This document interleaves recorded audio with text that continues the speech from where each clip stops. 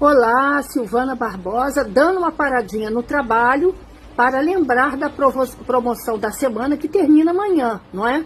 Então, se você tem uma empresa, cadastrada ou não, o mapa de numerologia empresarial vai de graça na hora que você faz que você agenda o seu mapa individual, ou de casal, ou familiar. O mapa de numerologia empresarial está indo de graça. É a promoção da semana, junto com o precinho bem em conta, né, que está o meu trabalho, que pode ser dividido em várias vezes, pode ser pago da forma que o cliente mais for confortável, né?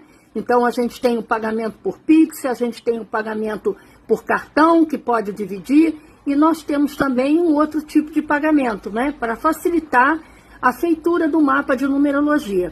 Então, se você quiser aproveitar, corra, porque ainda dá tempo.